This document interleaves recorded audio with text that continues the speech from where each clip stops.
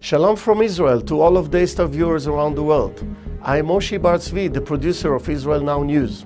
We at Israel Now News are dedicated to bringing you the full story and the truth about Israel from Israel. It's written in the Holy Bible, when David said in Psalm 43:3, "O send out your light and your truth. Let them lead us. Let them bring us to your holy hill and to your tabernacle." And God says in Zechariah 8:31, "I will return to Zion and dwell in the midst of Jerusalem. Jerusalem shall be called the city of truth, the mountain of the Lord of hosts, the holy mountain." Always search for the truth, and the truth shall set you free. John 8:31. I hope you enjoyed the program. God bless you from Jerusalem. Shalom, shalom.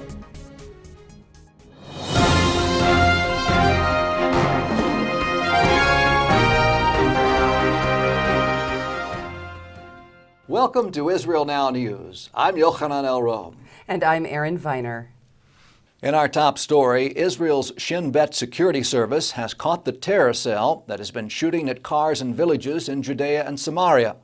No one was injured in the attacks, but some vehicles were damaged. 13 Palestinians were arrested this week in connection with the shootings. Among them were several members of the Palestinian Red Crescent and one member of the Palestinian Olympic soccer team. Shooting and throwing rocks at cars is a common form of terrorism in Judea and Samaria. Even if the rock or bullet does not strike the driver or a passenger, the breaking glass can startle the driver enough to cause a fatal car accident. This was the case of Asher and baby Yonatan Palmer, who were killed in September of 2011. There have been reports that Israel arranged access to 4 air bases in Azerbaijan. Located along the northern border of Iran, the abandoned Soviet-era airfields could be used for a potential Israeli military strike against Iran's nuclear facilities. Foreign Policy magazine has reported that a senior unnamed U.S. intelligence official released those details, saying that such a move would eliminate the need for the mid-flight refueling of Israeli Air Force jets en route to carrying out such a strike. Jerusalem and Baku maintain a strong relationship. Just last February, Israel signed a $1.6 billion arms deal with Azerbaijan in a contract to supply unmanned drones and anti-aircraft missile defense systems. The Palestinian Authority has increased its crackdown against journalists who have vocalized their criticism of the governing body. The Palestinian Journalist Syndicate is demanding the release of 2 reporters who have been detained by the PA for over a week. One exposed corruption in the Palestinian diplomatic mission to France, and the other, a female correspondent, wrote negative comments about PA President Mahmoud Abbas on her Facebook page. The PA Attorney General released a statement saying that the journalists were being held legally for slander and defamation. A Palestinian court ruled to extend the journalist remand in custody until their trial. The imprisoned leader of the Fatah party has been moved to solitary confinement after calling for the commencement of a new armed uprising against Israel. Marwan Barghouti is serving 5 consecutive life sentences in an Israeli prison for his role in the murders of 5 Israelis, as well as dozens of terrorist attacks during the Second Intifada. Last week, Barghouti smuggled a letter to his supporters marking the 10th year of his incarceration, in which he praised Palestinians who carry out terror attacks against Israel. The letter included remarks meant to incite his followers to launch another violent uprising against the State of Israel, specifically targeting innocent civilians. Writing that the previous intifadas and violent resistance forced Israel to destroy settlements and withdraw from the Gaza Strip, Barghouti vowed that the launching of a large-scale popular resistance at this stage will serve the cause of his people. Israelis and Arab Christians this week marked 10 years since the terrorist siege on the Church of the Nativity in Bethlehem. On April 2, 2002, 39 members of the Al-Aqsa Martyrs Brigade barricaded themselves inside the church, holding more than 200 Christians and clergy hostage.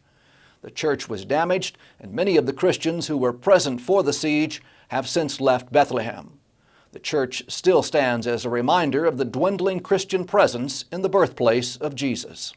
Concluding that skyscrapers are the largest energy consumers in the urban sphere, an Israeli startup company called Pythagoras Solar has designed solar panel windows for towering buildings. The company's photovoltaic glass unit is a window that has built-in solar cells encased between double panes of glass, which will simultaneously save and generate energy that will then be absorbed into the building's AC/DC inverter and channeled into the building's electrical system. The company claims that through their patented system, sufficient electricity can be generated to power an entire large building. This adaptable technology can be installed on nearly any kind of window and integrated into conventional construction processes, making it an ideal form of alternative energy for cities with high-density urban centers. Executives from Pythagoras Solar say that they have already received substantial orders of the design from companies in the United States, Japan, and France. More than 110 young boys will celebrate the milestone of becoming a man at a mass ceremony at the Western Wall this month.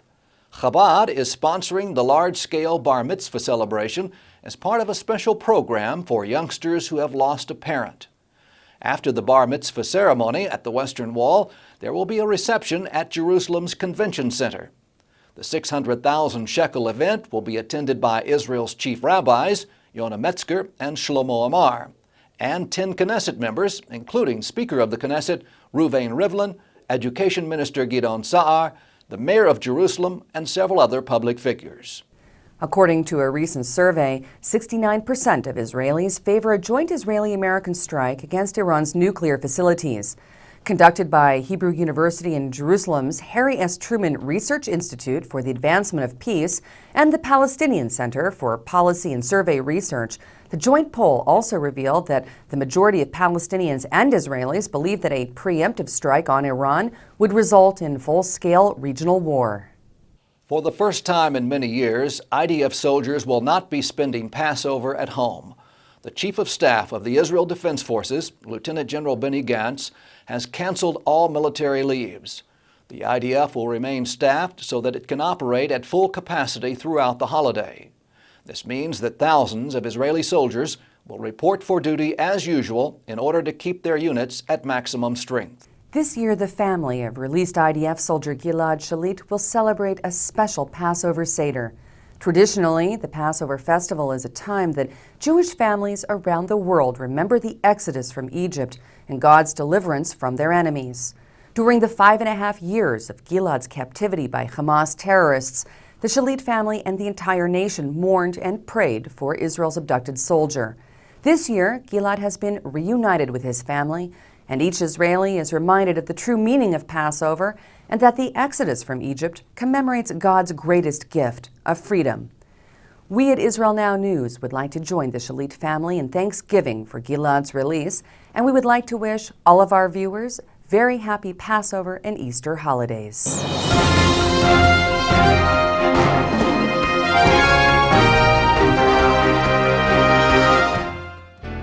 What makes the miracles of Jesus even more miraculous? Standing where they happened, in Israel. Come sail the Sea of Galilee, where Jesus calmed a raging storm. Experience Jerusalem, where Jesus restored a paralyzed man. Explore Capernaum, where Jesus spoke a centurion servant into health. To learn more about standing where it all happened in Israel, visit goisrael.com. Come visit Israel. You'll never be the same.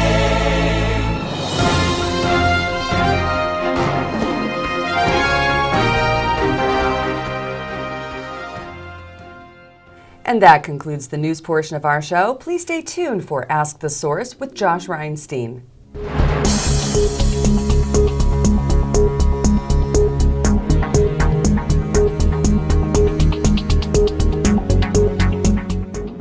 Hello and welcome to Ask the Source. I'm your host Josh Reinstein, and we're here in Jerusalem on our beautiful rooftop studio. Our guest today is Esti Peshin, Director of the High-Tech Caucus of the Knesset of Israel. Esti, thank you for being on the show. Thank you, Josh. Esti, tell us a little bit about what is the High-Tech Caucus of the Knesset? The Israeli High-Tech Caucus was established in 2009 by MK, member of Knesset, Robert Ilatov. Robert Ilatov is the chair of the Israel Beiteinu faction. He served as the chair of the Committee for Economics of the Knesset at the end of 2008 and became aware of the high-tech industry's predicament. He understood that in order to support the high-tech industry and allow it to emerge from the downturn chasm, ever stronger and with a competitive edge, the political forces and regulatory forces need to come together and support the industry through legislation and appropriate regulation.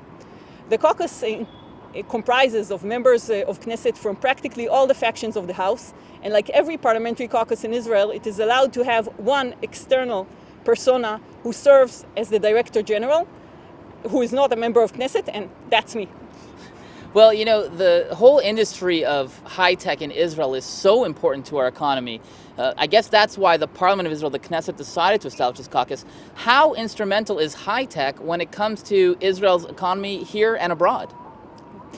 Well, Israel's high-tech industry is the single largest contributor to Israel's economy. We refer to it as the engine that pulls the economy forward. Just to give you a little overview, Israel's high-tech industry contributes to 18% of Israel's GDP. It contributes 20% of Israel's export and 50% of Israel's industrial export. Israel's high-tech industry is crucial to Israel's economy, and Israel's economy, in turn, is crucial to Israel's resilience. So what kind of things does the high-tech caucus in the Knesset do? Okay. So the high-tech caucus is a parliamentary caucus, and as such, it has two significant tools of trade. The parliament, as you're all aware, is a statutory entity. It oversees and monitors the operation of the government, the regulator. It does so through the committees of the Knesset, the committees of the parliament. The caucus's first and single most important achievement was the establishment of a subcommittee dedicated to the advancement of the high-tech industry. This subcommittee is under the Committee of Economics, and it is chaired by MK Robert Ilatov, the chair of the Israeli High-Tech Caucus. And I can tell you, just there were many, how shall I put it, intensive discussions in this committee pertaining to legislation and regulation that are relevant to the high-tech industry. The second tool of the trade is legislation, both private legislation and government legislation, supporting the industry. MK Ilatov has submitted throughout the past 3 years more than 10 initiatives, legislative initiatives related to the advancement of the high-tech industry. 3 of his initiatives became laws. One of the most important pieces of legislation that he promoted was the Angels Law. The Angels Law allows an individual, a private investor who invests in high-tech companies to offset his investment against any source of income. This essentially allows him to pay less income tax. Now, this piece of legislation was groundbreaking worldwide. It's the first type of legislation that supports angel investors, private investors in high-tech industries. And we received fabulous comments regarding it from various countries. The high-tech caucus of the Knesset, is this something unique to Israel, or do we have bodies like this in other governments? And if not, how can other governments plug into what you're doing with the high-tech caucus in Israel? The high-tech industry is an international industry. It depends on its ability to export its innovative products and solutions to other countries. The cooperation between countries can aid in opening new markets. It can aid in establishing technological cooperation between companies of different countries, and can aid in promoting innovative technological innovation in a worldwide context. Esty, there are literally tens of millions of people watching this show today. What message would you have for our viewers? Okay. The Israeli high-tech industry is the single most important contributor to Israel's economy. Israel's economy is crucial to Israel's resilience. Supporting the Israeli high-tech industry through investments in Israeli high-tech companies is crucial for supporting Israel's economy and supporting Israel's resilience. And given the track record of this fabulous industry throughout the past 15 or so years, it's also a great way to make a lot of money. I bid you farewell, shalom from Jerusalem. Esty, thank you so much for being on the show. Thank you, Josh, for having me. And thank you for tuning in to Ask the Source. I'm your host, Josh Reinstein. Now back to the studio.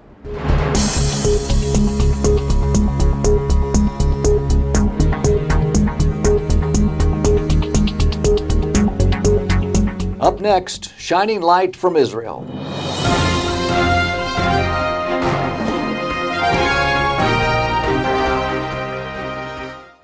What makes the miracles of Jesus even more miraculous? Standing where they happened, in Israel. Come visit Capernaum, where Jesus restored a paralytic's helpless legs. Sail the Sea of Galilee, where Jesus walked on the water. Stroll through the Garden of Gethsemane, where Jesus healed a servant's ear. To learn more about standing where it all happened, in Israel, visit www.goisrael.com. Come visit Israel. You'll never be the same.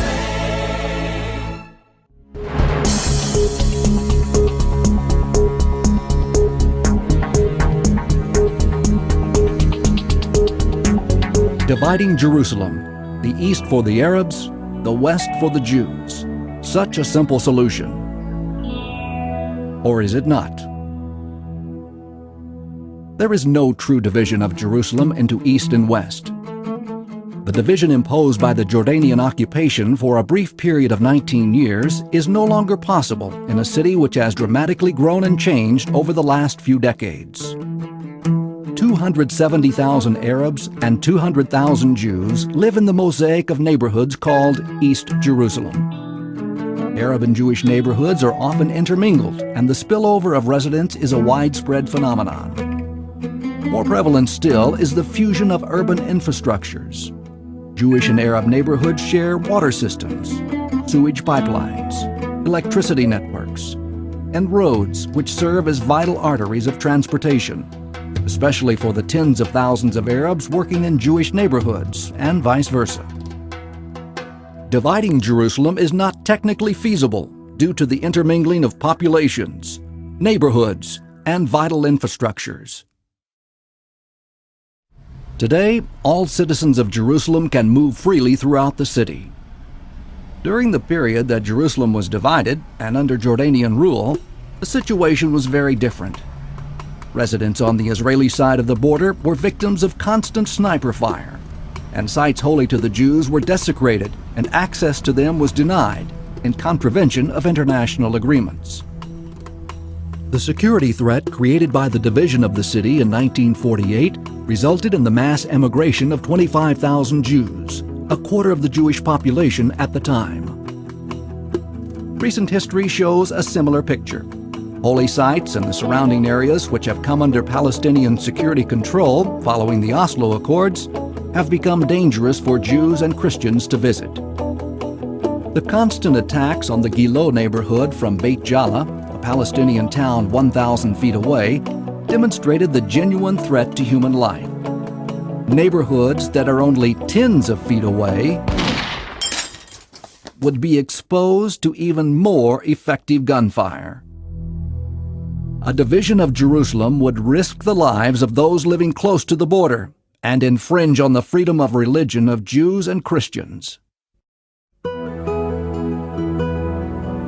Throughout history, the only times when all residents of Jerusalem, Christians, Muslims, and Jews, have enjoyed freedom of religion and other benefits of democracy have been under Israeli sovereignty. The residents of Jerusalem share medical and welfare facilities, academic institutions, shopping centers, and recreation sites. A recent public opinion poll conducted by the American Pector Institute shows that a plurality of Jerusalem Arabs prefer to remain under Israeli rule. That conclusion was corroborated when Israel began building the security fence, and some 70,000 Arab residents left their homes to ensure they remain under Israeli sovereignty. If Jerusalem were to be divided, Arab residents would prefer to continue working in Israeli Jerusalem, thus enjoying the higher income and the social and welfare benefits offered by Israel in comparison with those given by the Palestinian Authority. This would weigh heavily on Arabs trying to make a living on the other side of the fence, a situation which already exists at the entrance points to Jerusalem from areas which have been transferred to the Palestinian Authority.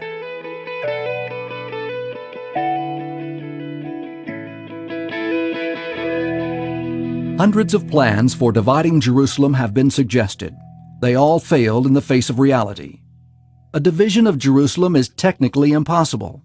It is dangerous, unnecessary, and objected to by a majority of the city's residents, Arabs and Jews.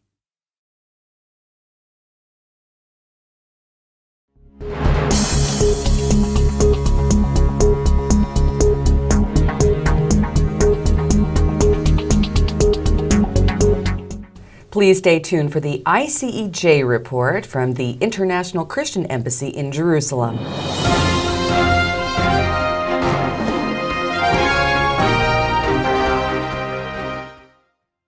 What makes the miracles of Jesus even more miraculous? Standing where they happened, in Israel. Come explore Jerusalem, where Jesus opened blind eyes. Visit the hills of Galilee, where Jesus fed the multitude. Stroll through Capernaum, where Jesus lived and taught and healed. To learn more about standing where it all happened in Israel, visit www.goisrael.com. Come visit Israel. You'll never be the same.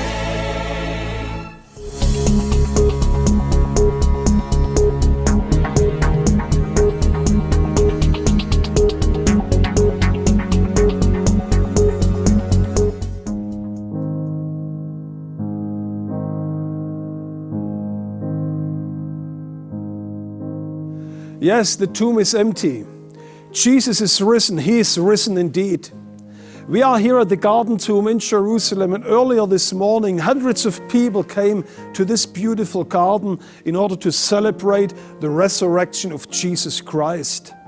Last week we spoke about the death of Jesus and his centrality, the centrality of the cross. And we learned how Paul wrote to the church of Corinth that when he came to them, he knew nothing else than Jesus Christ and him crucified. But then Paul writes to the very same church.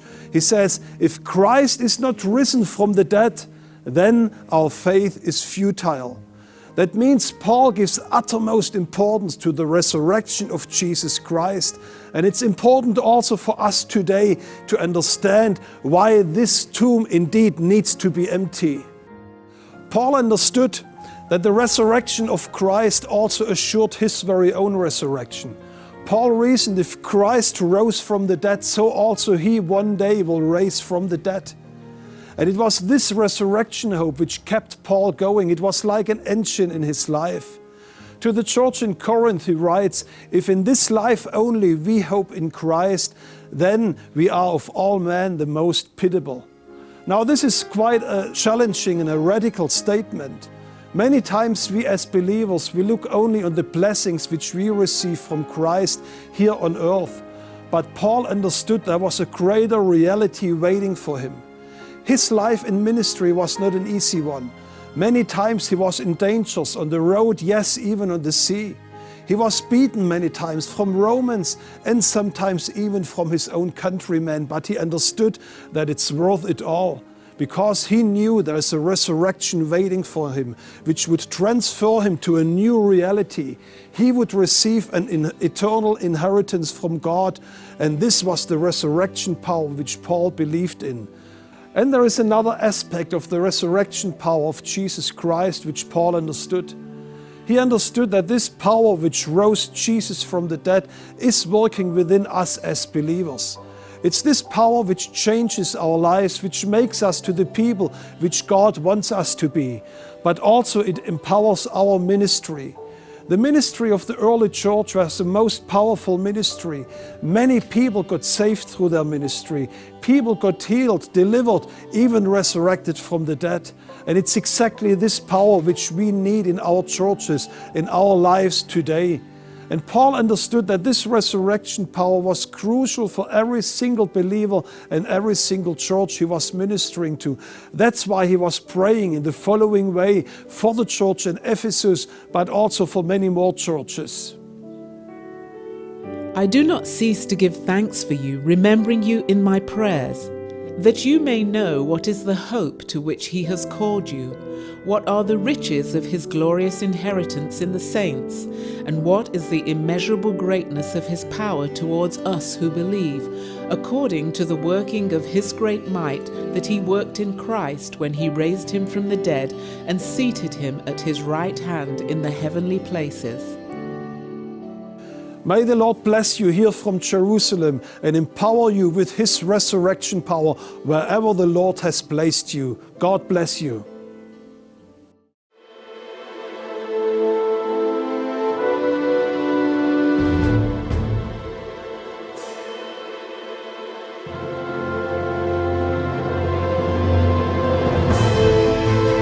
These people which are standing are Israel's best friends today.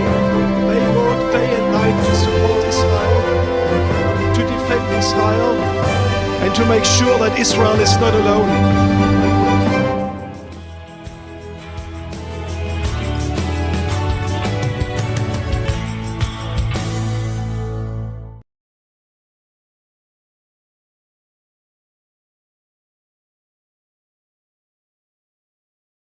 Now available from our online web store, the 2011 Feast of Tabernacles Highlights DVD. Visit www.icej.tv for more details.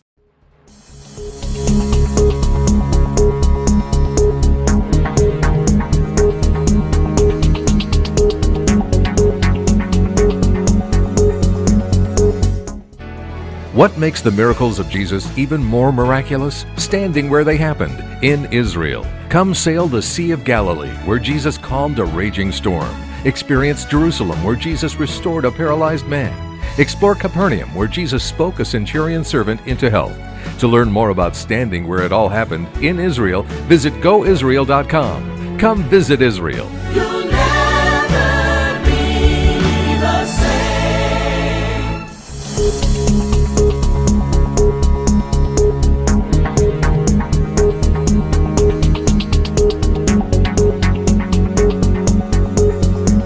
That's all for this week's edition of Israel Now News. I'm Yochanan El Rome. And I'm Erin Viner. Please join us again next week for all your Israel updates.